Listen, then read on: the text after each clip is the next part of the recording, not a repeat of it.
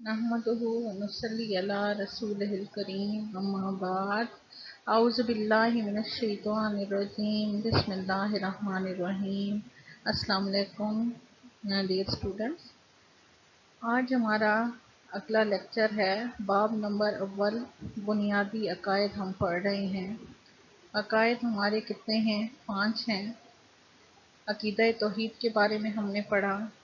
आज अगला अकीदा है मलाइका पर ईमान। ठीक है, मलाइका के बारे में हम पढ़ें। मौजू है मलाइका यानी फरिश्ते। मलाइका के लुग़वी मायने। मलाइका लफ्ज़ जमा है और इसका वाहिद मलक है, जिसके लुग़वी मायने कासिद के हैं। फरिश्तों के लिए लफ्ज़ रसूल भी इस्तेमाल हुआ है, क्योंकि उसके लुग़वी मायने भी कासिद के हैं। इस्तिलाही मायने। फरिश्ते अल्लाह ताला की नूरानी मखलूक हैं जो गुनाहों से पाक हैं और अल्लाह ताला के हुक्म के पाबंद हैं। वो अपनी मर्ज़ी, इख्तियार या इरादा नहीं रखते, बल्कि अल्लाह ताला ने जो ज़िम्मेदारियाँ उनको सौंपी हैं वो उनके पाबंद हैं। फरिश्ते खालिक और मखलूक के दरमियान पैगाम रसानी का फ़र्ज़ अदा करते हैं, इसलिए उनको मलक और रसूल कहा जाता है। तौहीद और रिसालत की तरह फरिश्तों पर ईमान लाना भी ज़रूरी है।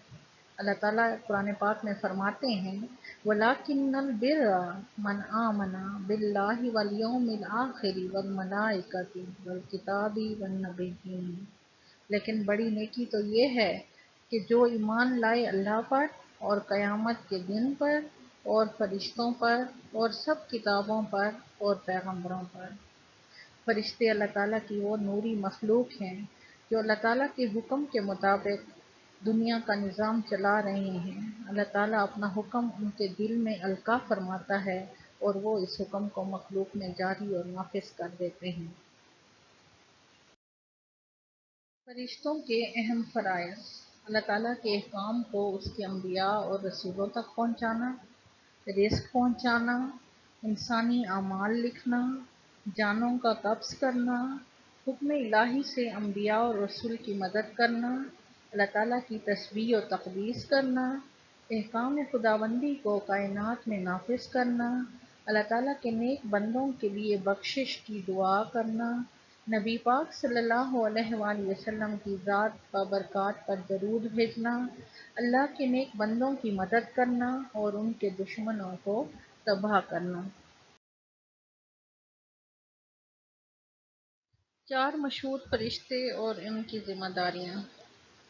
हज़रत जिब्राईल अलैहिस्सलाम। ये तमाम फरिश्तों के सरदार हैं। इनको रूहुल अमीन और रूहुल क़ुद्स भी कहते हैं। इनकी ज़िम्मेदारी ये थी कि अल्लाह ताला का पैगाम उनके अम्बिया तक पहुँचाना। हज़रत मीकाईल अलैहिस्सलाम। इनके ज़िम्मा बारिश बरसाना, हवाओं का चलाना और मखलूक को रोज़ी पहुँचाना है। हज़रत इज़राईल अलैहिस्सलाम। ये अल्लाह ताला के हुक्म से हर जानदार की रूह कब्ज़ करते हैं। हज़रत इसराफ़ील अलैहिस्सलाम।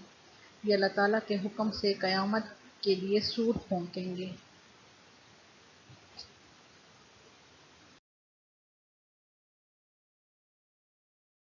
मशहूर फरिश्ते और उनकी ज़िम्मेदारियाँ। करामन कातिबीन। ये 2 फरिश्ते हैं जो इंसान के अच्छे और बुरे अमाल लिखते हैं। मुनकिर नकीर। कब्र में इंसान से सवाल और जवाब लेने वाले ये 2 फरिश्ते जिनको मुनकिर नकीर कहते हैं। रिजवान। ये फरिश्ता जन्नत का निज़ाम चलाने वाला फरिश्तों का सरदार है। मालिक। जहन्नुम का इंतज़ाम चलाने वाले फरिश्तों का सरदार।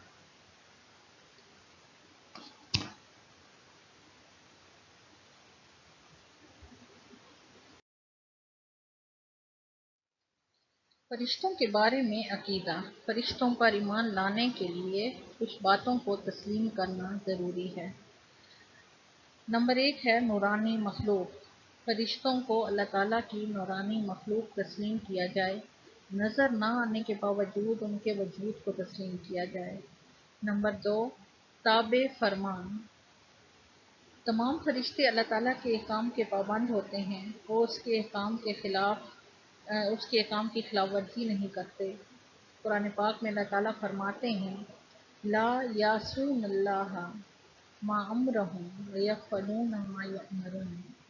فرشتے جو ہیں اللہ تعالیٰ کے ایک کام کی نافرمانی نہیں کرتے، بلکہ وہ تو وہی ایک کام بجا لاتے ہیں جن کا ان کو حکم دیا جاتا ہے۔ شیطان بھی شیطان جو تھا وہ فرشتہ نہیں تھا بلکہ وہ جنوں میں سے تھا، تو جن بھی اللہ کے حکم کے پابند ہیں، جن و انس سب اللہ کے حکم کے پابند ہیں۔ تو قرآن پاک میں اللہ تعالیٰ فرماتے ہیں فَسَجَدُوا إِلَّا إِبْلِيسَ كَانَ مِنَ الْجِنِّ فَفَسَقَ عَنْ أَمْرِ رَبِّهِ۔ کیا ترجمہ ہے؟ ابلیس کے علاوہ سب فرشتوں نے سجدہ کیا، ابلیس جنوں میں سے تھا، اس نے اللہ تعالیٰ کے حکم کی نافرمانی کی۔ اور کب کون سے حکم کی بات ہو رہی ہے؟ جب آدم علیہ السلام کو سجدہ کرنے کا حکم دیا اللہ پاک نے، تو ابلیس نے کہا کہ وہ تو مٹی سے بنے ہیں اور میں آگ سے بنا ہوں، میں جن ہوں، میں آگ سے بنا ہوں، تو میں کیسے مٹی سے بنے ہوئے انسان کو میں سجدہ کر لوں؟ اس نے تکبر کیا، اس نے اللہ کے حکم کی حکم عدولی کی، اس نے اللہ کا حکم نہیں مانا، تو اللہ تعالیٰ نے اس کو اس کی نافرمانی کی سزا دی۔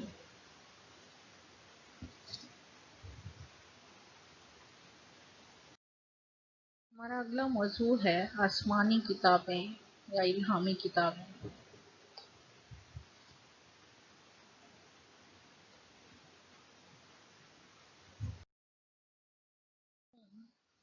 الہامی کتابیں وہ ہیں جو اللہ تعالیٰ نے اپنے بندوں کی ہدایت کے لیے نازل کی ہیں۔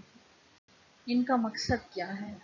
الہامی کتابوں سے مراد وہ آسمانی کتابیں ہیں جو اللہ کی طرف سے مختلف رسولوں پر مختلف زمانوں میں نازل ہوئیں، اور ان کا مقصد دعوت دین تھا اور دین کی طرف لوگوں کو کی رہنمائی کرنا تھا۔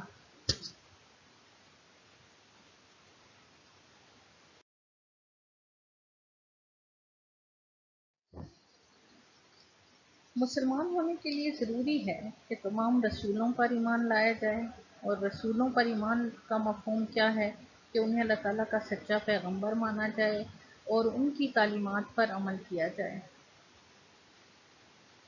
رسولوں پر نازل ہونے والی کتابیں زبانی تعلیمات کا مجموعہ ہوتی ہیں، لہذا رسولوں پر ایمان لانے کے لیے لازم ہے کہ ان پر نازل ہونے والی کتابوں پر بھی ایمان لایا جائے۔ ایمان والوں کے بارے میں اللہ تعالیٰ فرماتے ہیں وَالَّذِينَ يُؤْمِنُونَ بِمَا أُنزِلَ إِلَيْكَ وَمَا أُنزِلَ مِن قَبْلِكَ، اور وہ لوگ جو ایمان لائے اس پر کہ جو کچھ نازل ہوا تیری طرف اور اس پر کہ جو کچھ نازل ہوا تجھ سے پہلے۔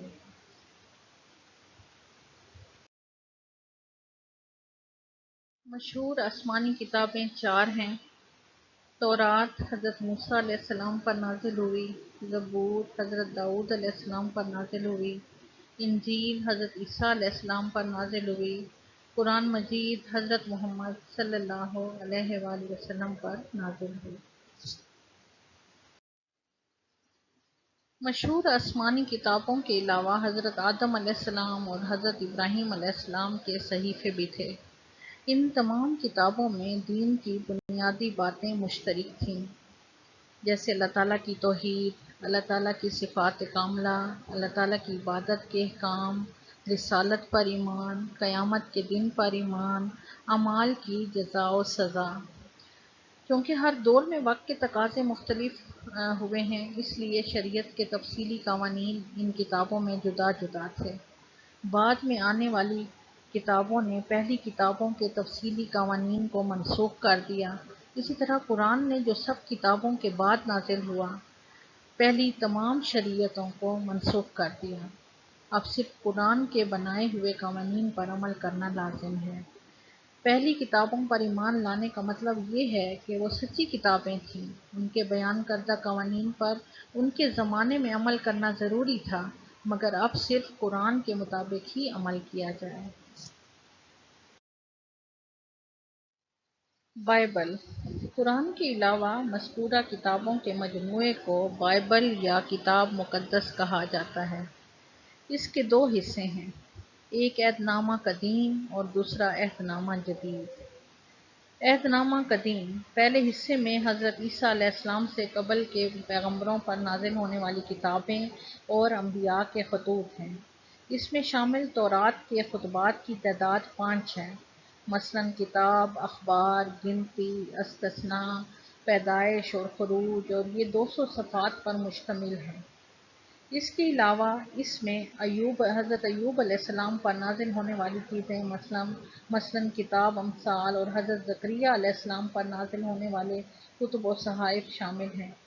عہد نامہ قدیم 891 صفحات پر مشتمل ہے۔ اس حصے کو عیسائی اور یہودی دونوں مانتے ہیں۔ دوسرا حصہ ہے عہد نامہ جدید۔ اس میں اناجیل، اربع یعنی مرقس جیسی اور مرقس وغیرہ شامل ہیں۔ اس کے علاوہ رومیوں کے پطرس اور یہودا وغیرہ کے نام خطوط بھی ہیں۔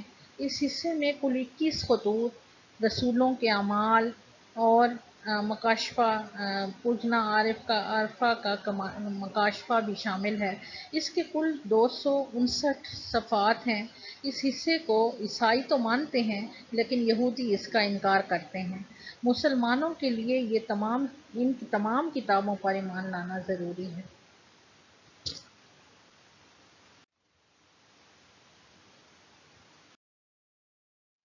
قرآن مجید کی اہم خصوصیات۔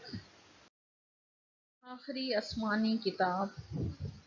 قرآن مجید اللہ تعالیٰ کی آخری کتاب ہے جو ہمارے آخری پیغمبر حضرت محمد صلی اللہ علیہ وآلہ وسلم پر نازل ہوئی اور قیامت تک کے تمام انسانوں کے لیے یہ سرچشمہ ہدایت ہے۔ قرآن پاک میں اللہ تعالیٰ فرماتے ہیں، الیوم اکملت لکم دینکم واتممت علیکم نعمتی ورضیت لکم الاسلام دینا۔ آج ہم نے تمہارے لیے تمہارا دین کامل کر دیا اور اپنی نعمتیں تم پر پوری کر دیں اور تمہارے لیے اسلام کو دین پسند کیا۔ محفوظ کتاب۔ چونکہ قرآن مجید قیامت تک کے ہر دور اور ہر قوم کے انسانوں کے لیے ہدایت کا ذریعہ ہے، اس لیے اللہ تعالیٰ نے اس کی حفاظت کا خاص وعدہ فرمایا ہے۔ اللہ تعالیٰ فرماتے ہیں، اِنَّا نَحْنُ نَزَّلْنَا الذِّکْرَ وَإِنَّا لَهُ لَحَافِظُونَ، اور ہم نے خود اتاری ہے یہ نصیحت اور ہم خود اس کے نگہبان ہیں۔ یہی وجہ ہے کہ 1400 سال گزرنے کے باوجود قرآن مجید کا ایک ایک لفظ محفوظ ہے۔ اللہ کی طرف سے اس کی حفاظت کا ایسا انتظام کر دیا گیا ہے کہ وہ ہمیشہ ہمیشہ کے لیے رد و بدل سے محفوظ ہو گیا ہے، جبکہ دوسری آسمانی کتابوں میں بڑا رد و بدل ہو چکا ہے، ان کا بہت سا حصہ ضائع ہو چکا ہے اور جو باقی بچا اس میں بھی لوگوں نے اپنی طرف سے کئی باتیں شامل کر دیں۔ اب یہ کتابیں کہیں بھی اپنی اصلی شکل میں موجود نہیں، جبکہ قرآن مجید اپنی خالص شکل میں موجود ہے اور ہمیشہ موجود رہے گا۔ زندہ زبان والی الہامی کتاب۔ قرآن مجید جس زبان میں نازل ہوا وہ ایک زندہ زبان ہے۔ آج بھی دنیا کے 20 سے زیادہ ممالک کی قومی زبان عربی ہے اور یہ زبان دنیا کی چند بڑی زبانوں میں سے ایک ہے، جبکہ پہلی آسمانی کتابیں جن زبانوں میں نازل ہوئیں وہ مردہ ہو چکی ہیں اور ان کو سمجھنے والے بہت ہی کم لوگ ہیں۔ عالمگیر کتاب۔ باقی آسمانی کتابوں کے مطالعے سے اندازہ لگایا جا سکتا ہے کہ وہ صرف کسی ایک خاص ملک یا خاص قوم کے لوگوں کے لیے تھیں، مگر قرآن مجید تمام انسانیت کے لیے پیغام ہدایت ہے۔ یہ کلام پاک یا ایھا الناس، اے لوگوں کا خطاب کر کے تمام انسانوں کو ہدایت کا پیغام دیتا ہے۔ یہ ایک عالمگیر کتاب ہے جس کی تعلیمات ہر دور اور ہر ملک میں قابل عمل ہیں۔ جامع کتاب۔ پہلی آسمانی کتابوں میں سے کچھ کتابیں صرف اخلاقی تعلیمات پر مشتمل تھیں، بعض صرف مناجات اور دعاؤں کا مجموعہ تھیں، کچھ صرف فقہی مسائل کا مجموعہ تھیں، بعض میں صرف عقائد کا بیان تھا اور بعض صرف تاریخی واقعات کا مجموعہ تھیں، مگر قرآن مجید ایسی جامع کتاب ہے جس میں ہر پہلو پر روشنی ڈالی گئی ہے۔ اس میں عقائد و اعمال کا بیان بھی ہے، اخلاق اور روحانیت کا درس بھی ہے، تاریخی واقعات بھی ہیں اور مناجات اور دعائیں بھی ہیں۔ غرض یہ کہ یہ ایک ایسی جامع کتاب ہے جو زندگی کے ہر پہلو میں انسانوں کی رہنمائی کرتی ہے۔ عقل و تہذیب کی تائید کرنے والی کتاب۔ پہلی آسمانی کتابوں میں سے بعض کتابیں ایسی باتوں پر مشتمل ہیں جو حقیقت کے خلاف ہیں، بلکہ بعض کتابوں میں انتہائی ناشائستہ غیر اخلاقی باتیں بھی پائی جاتی ہیں، اور ظاہر ہے یہ باتیں ذیلی ہیں جو کسی نے اپنی طرف سے اس میں شامل کی ہیں، جبکہ قرآن مجید میں ایسی تمام باتوں سے قرآن مجید جو ہے وہ پاک ہے۔ اس میں کوئی ایسی بات نہیں جو خلاف عقل ہو اور جسے تجربہ اور دلیل سے غلط ثابت کیا جا سکے۔ اس میں کوئی غیر اخلاقی بات نہیں۔ اس نے تمام انبیاء کا ادب و احترام سکھایا اور سب کے بارے میں بتایا ہے کہ وہ نیکوکار اور پرہیزگار لوگ تھے۔ ان کی شان کے خلاف جتنی بھی باتیں کہی گئی ہیں سب جھوٹ اور خلاف واقعہ ہیں۔ کتاب اعجاز۔ قرآن مجید فصاحت و بلاغت کا وہ شاہکار ہے جس کا مقابلہ کرنے سے عرب و عجم کے تمام فصیح و بلیغ لوگ عاجز رہے۔ قرآن مجید میں سب مخالفوں کو دعوت دی گئی ہے کہ ایک چھوٹی سی قرآنی سورت کے مقابلے میں کوئی سورت تو بنا لاؤ، مگر کوئی بھی اس کی مثال پیش نہیں کر سکا، کیونکہ یہ تو اللہ تعالیٰ کا کلام ہے، کسی بندے کا بنایا ہوا کلام نہیں۔ پھر کوئی بشر اس کا مقابلہ کیسے کر سکتا ہے؟ یہی اس کتاب کا اعجاز ہے۔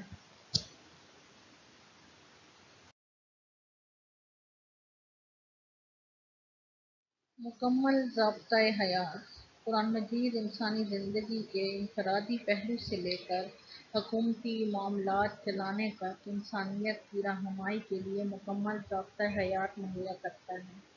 سیاسی، معاشی، معاشرتی، قانونی، تعلیمی، ہر میدان میں انسان کی مکمل رہنمائی کرتا ہے، اور یہ کہ نجی اور اجتماعی مسائل حل کرنے کی صلاحیت رکھتا ہے۔ اس میں جنت دوزخ کے مناظر بھی ہیں اور سابقہ اقوام کے عبرت آموز واقعات بھی۔ اللہ تعالیٰ فرماتے ہیں مَا فَرَّطْنَا فِی الْکِتَابِ مِن شَیْءٍ، ہم نے اس کتاب میں بیان کرنے سے کوئی چیز نہیں چھوڑی۔ قابل حفظ۔ سابقہ الہامی کتب کا ایک حافظ بھی اس وقت دنیا میں موجود نہیں ہے۔ اس کے برعکس قرآن مجید کے حافظ دنیا میں لاکھوں کی تعداد میں موجود ہیں۔ قرآن مجید کے علاوہ کوئی مذہبی کتاب قابل حفظ نہیں ہے۔ اس سے کتاب محفوظ رہتی ہے۔ قابل حفظ ہونے میں اس کتاب کا دنیا کی کتابوں میں کوئی شریک نہیں۔ عام فہم اور قابل عمل۔ یہ بہت آسان کتاب ہے جو عام آدمی کی سمجھ کے عین مطابق ہے۔ اس کے علاوہ اس پر عمل کرنا بھی نہایت آسان ہے۔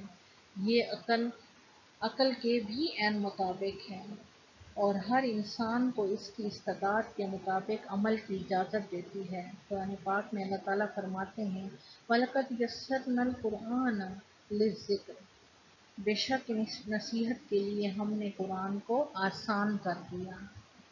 شک و شبہ سے بالا تر کتاب۔ قرآن مجید ہر طرح کے شک و شبہ سے بالا تر ہے۔ اس کتاب پر معمولی سے غور و فکر سے انسان آسانی سے راہ ہدایت حاصل کر لیتا ہے۔ قرآن پاک میں اللہ تعالیٰ فرماتے ہیں ذَلِکَ الْکِتَابُ لَا رَیْبَ فِیہ، یہ وہ کتاب ہے جس میں کوئی شک نہیں۔ اختلاف سے پاک کتاب۔ قرآن مجید کی ایک خصوصیت اس کا تضاد سے پاک ہونا بھی ہے۔ قرآن مجید میں واقعات اور الفاظ کی تکرار ضرور ہے جو کہ اس کا حسن ہے، لیکن کوئی تضاد نہیں پایا جاتا۔ قرآن پاک میں اللہ تعالیٰ فرماتے ہیں کہ اگر اس قرآن کو اللہ تعالیٰ کے سوا کسی اور نے نازل کیا ہوتا تو اس میں بہت سا اختلاف دیکھتے۔